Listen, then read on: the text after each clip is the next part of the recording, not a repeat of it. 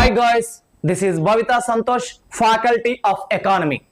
APPSC point of లో TGPSC point of లో groups prepare అయ్యేటువంటి అభ్యర్థుల కోసం ఒక కరెంట్ ఎకానమీ టాపిక్ ను మీ ముందుకు తీసుకురావడం జరిగింది.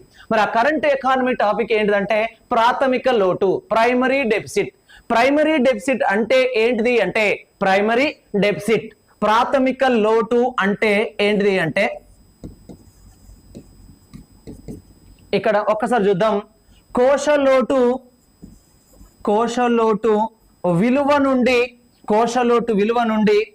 ప్రభుత్వం తీసుకున్నటువంటి మొత్తం రుణాలకు చెల్లించేటువంటి వడ్డీ చెల్లింపులు ఏవైతే ఉంటాయో వాటిని తీసివేయగా వచ్చేదాన్నే మనం ప్రాథమిక లోటు అనడం జరుగుతుంది. అంటే ప్రాథమిక లోటు రావాలి అంటే కోశలోటు విలువ, దేశ జీడిపిలో కోశలోటు విలువ ఎంతైతే ఉంటుందో ఆ కోశలోటు విలువ నుండి ఇక్కడ వడ్డీ చెల్లింపుల విలువను తీసివేయగా, వడ్డీ చెల్లింపులు అంటే ఏంటివి? ప్రభుత్వం గతంలో తీసుకున్నటువంటి రుణాలు ఏవైతే ఉంటాయో ఆ రుణాల పైన చెల్లించేటువంటి వడ్డీ చెల్లింపులు ఏవైతే ఇంట్రెస్ట్ ఆఫ్ పేమెంట్స్ ఏవైతే ఉంటాయో వాటిని తీసివేయగా మనకు ప్రైమరీ డెఫిసిట్ రావడం జరుగుతుంది. అంటే primary deficit is equal physical deficit minus ఇక్కడ పేమెంట్స్ ఆఫ్ ఇంట్రెస్ట్ అని చెప్పుకోవచ్చు. మరి ఇక్కడ ఒక్కసారి చూద్దాం. ఇది 2025-26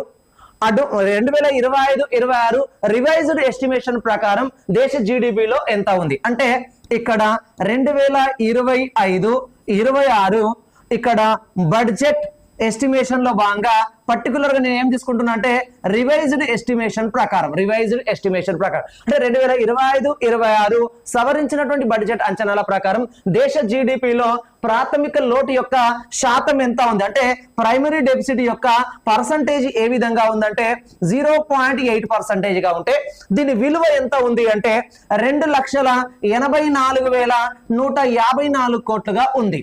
ఓకేనా, రైట్. మరి అదే విధంగా రాబోయే 2026-27 ఆర్థిక సంవత్సరంలో ప్రైమరీ డెఫిసిట్ యొక్క వాల్యూ ఎంత ఉండొచ్చు దేశ జీడిపిలో అంటే ఒక్కసారి చూద్దాం.